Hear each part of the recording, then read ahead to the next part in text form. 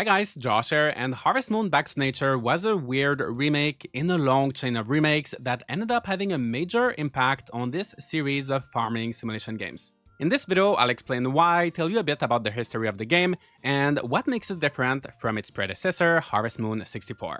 I am currently replaying through all of the games in the series. I have videos on Harvest Moon for the Super Nintendo and 64 already.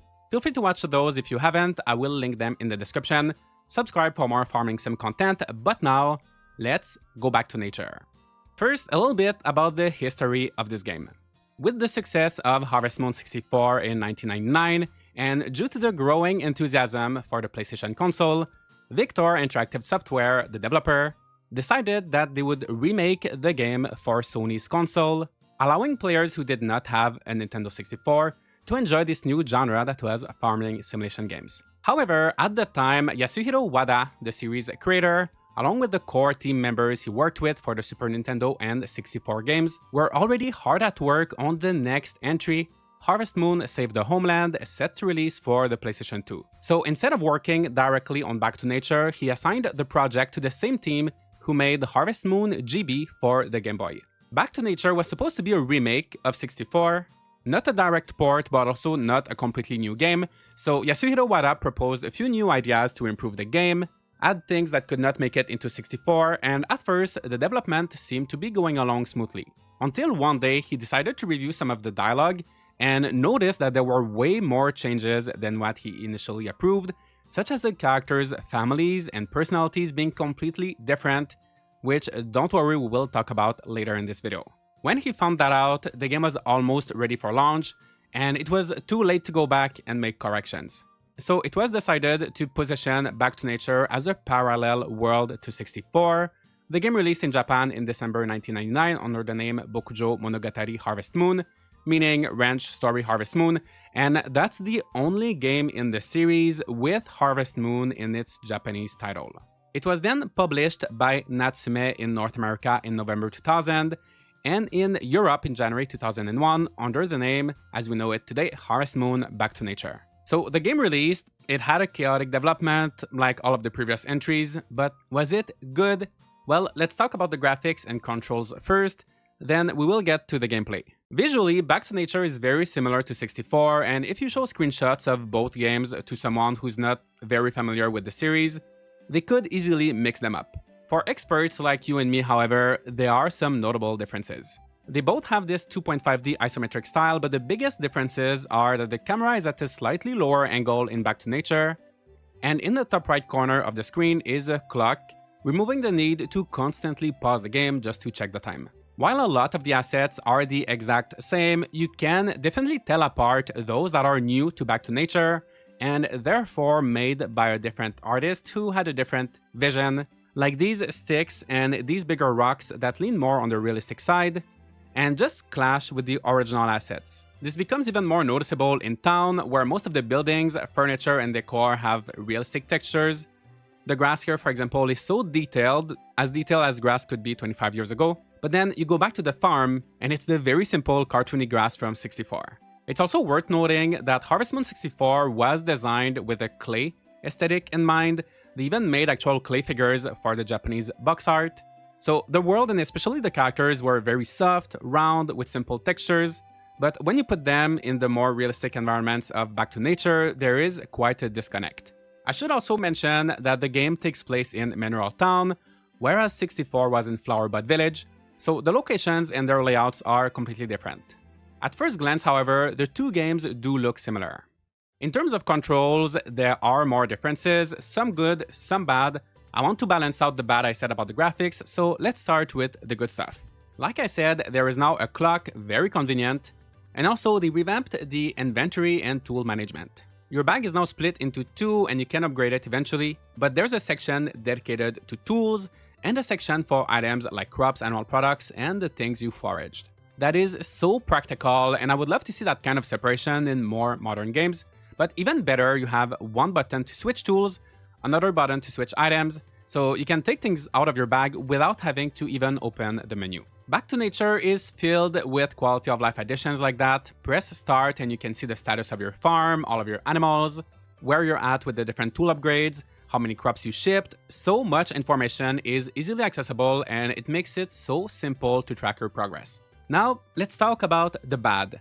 In Harvest Moon 64, you could move in 8 directions, you could also rotate the camera on your farm, and overall, movement was not an issue. Back to Nature, however, only lets you move in 4 directions, and that is to accommodate for the earlier models of the DualShock controller who only had a D-pad.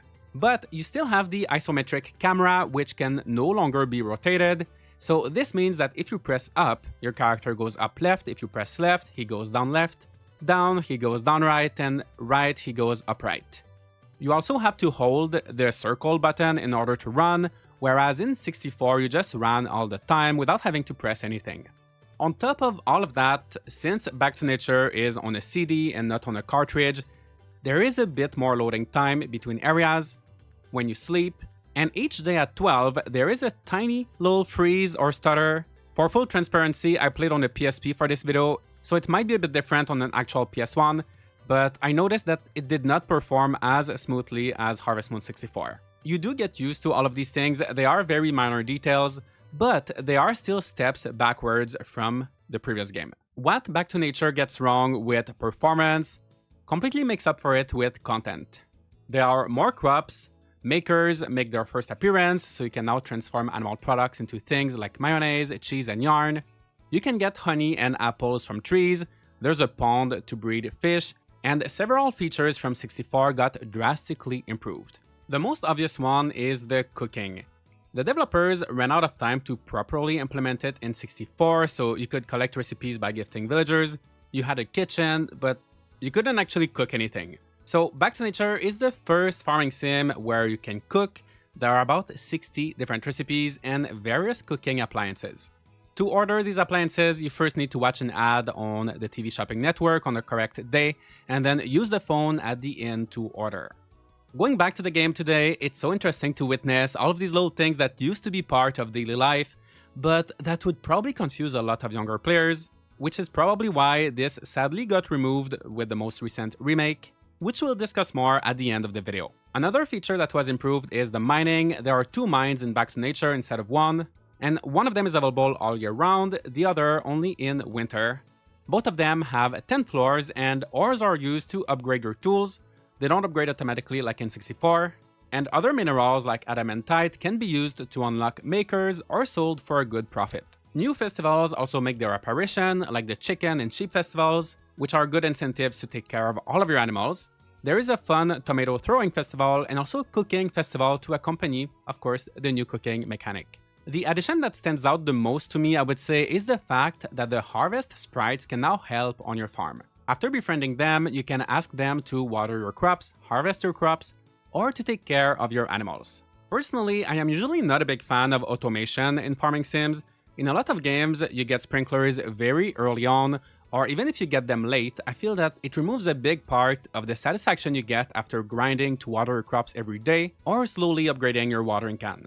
But here, it's not as easy as just crafting a sprinkler. You have to actively maintain your relationship with the sprites by gifting them regularly, and they work for a limited number of days.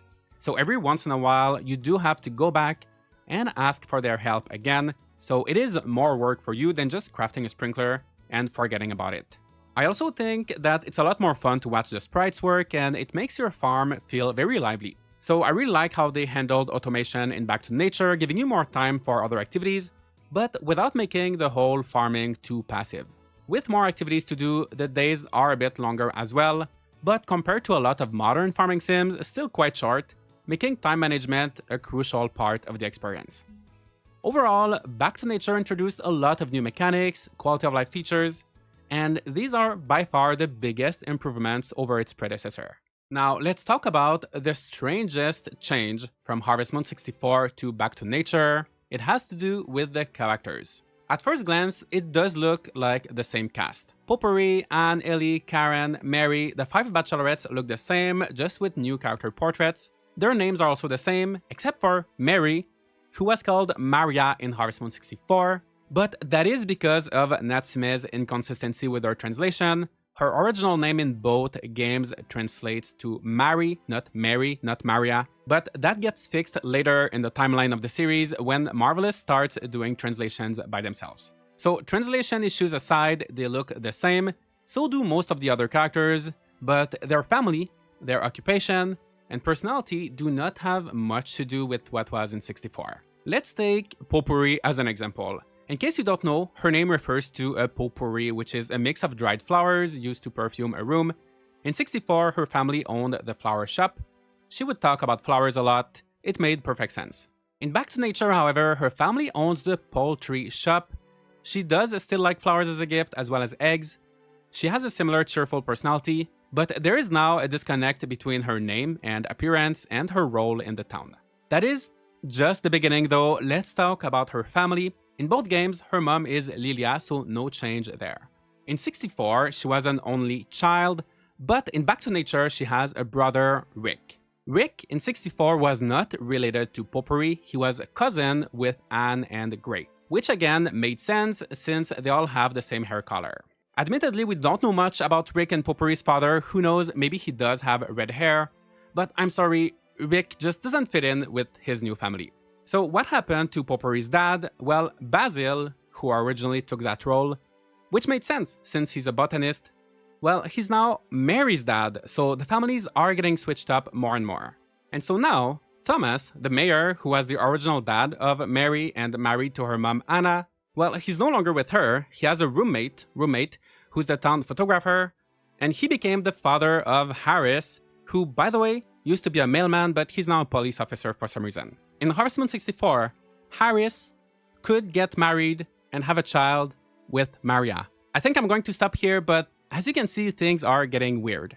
There is a lot more of this that's not even half the cast. Everybody was shuffled around, and it almost feels like one of those reality TV shows where people swap their family members with another family.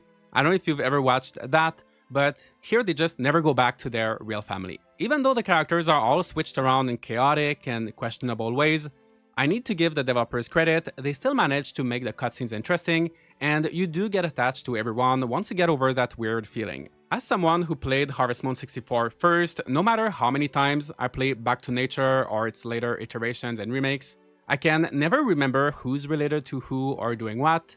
Everything feels wrong because I know that the characters were designed with different intentions in mind, and that is why the creator of the series said that he considered this entry to be taking place in the parallel universe, and I think that is a good way to see it. The worst part for me though is that this strange parallel universe is the one that we ended up seeing a lot more than the original one. This remake got ported and remade more than any other game in the entire series, so let's go over all of its different versions and the main changes that came with each one. Back to Nature managed to sell quite well, and around that time, the series was becoming a lot more popular with female players than anticipated, who are making up 30 to 50% of the player base. So Bokujo Monogatari Harvest Moon for Girl released in 2000 in Japan, only in Japan, where you can play as a girl. It features a different story, so instead of inheriting your grandfather's farm and moving back to the countryside, you're on this cruise ship where you get close to this older man, then there's a storm, you end up washed up on the beach of Mineral Town, and you are being given this abandoned farm. The furniture in your house is pink and purple instead of blue, same for your watering can, and you have a fancy box used to store cosmetics and other gifts you get from the different bachelors. There is a beauty stars system in this game, a new stat that you can increase by looking at yourself in the mirror, reading fashion magazines at the library, and other self-care activities like going to bed early or taking a bath in the hot springs. Being beautiful makes it easier with the guys who are the ones trying to propose to you, but the caveat is that the developers assumed getting married was your only purpose in life as a girl, and the game ends right after. It definitely has a lot of outdated stereotypes, I agree, and don't get me wrong here, but I do appreciate the idea that they went the extra mile to add or modify features for this version. They tried to appeal to female gamers, and it was certainly not done in the best way, but they tried. They changed a lot of the dialogue. During the Goddess Festival, you get to be one of the girls that gets chosen to dance with. You can tell that they did a lot more than just swapping the character's sprite and letting you marry a guy. And I'd love to do a whole playthrough someday of this version to find out more about all of these little differences. So originally, this girl version of the game was only available in Japan, but it was later released for the PSP with Harvest Moon Boy and Girl, a port of Back to Nature that is pretty much the same as the PS1 version, except that some of the controls are changed to make it work better with the PSP, You have options to play either in widescreen or the original 4:3 but with a frame, and in the main menu you can choose between the boy and the girl version. So Boy and Girl is only on PSP. The PS1 version of Back to Nature is available today on the PlayStation Store for PS4 and PS5, but if you're a Nintendo person, don't worry, there is something for you. A remake called Harvest Moon Friends of Mineral Town was released for the Game Boy Advance, maintaining the core of the game, but also changing quite a bit. Obviously, that one is in 2D, a lot of the text and cutscenes are different, as well as some of the festivals. Secret marriage candidates were added, the mines went from 10 floors to 255 with a lot more to find in them, new upgrade levels for the tools, and some things like the greenhouse were removed. So it is a very interesting remake. Personally, I do like it more than Back to Nature, but that is subjective since there were lots of changes. Then more Friends of Mineral Town released, where you play as a girl and have even more options for marriage, and not only that, but life keeps going after marriage. You can change the color of your outfit, there are some items that you can sell to one to make money more easily, you have 7 different rings to collect, there is a bit more content and quality of life features. They really did the girl version right this time around, adding things without removing others, and without forcing too many stereotypes. In recent years, we got the best of both worlds with Story of Seasons Friends of Mineral Town for Nintendo Switch, Steam, Xbox One, and PlayStation 4. With this one, we can play as a boy or as a girl, pick between alternate characters and different skin tones. All of the marriage candidates are available no matter who you play as. The improvements from more Friends of Mineral Town are there, as well as many brand new additions. The backpack is a lot larger, crops have different quality levels, there are new types of cows, rabbits and alpacas are also available. There are 2 new characters, Brandon and Jennifer. You can have up to 5 pets, this remake adds a lot. However, a few things were also either removed or modified, which could lead some players to prefer the original games. There are no more rival marriages, so other characters won't get married to each other. To get your animals to 10 hearts and receive the highest quality products, you need to breed your animals over and over again. Also, animals never get sick, and the shopping network mechanic got replaced by just buying cooking appliances at the general store, which is not as exciting. So these could be either negatives or positives depending on your preference, but overall, considering the new content and how accessible the game is, it is probably, for most people, the best way to experience life in Mineral Town right now. Until the day that it gets yet another port or remake, of course. By the way, this game released after Marvelous, who acquired Victor Interactive Software in 2003, started translating and publishing their games worldwide by themselves instead of working with Natsume.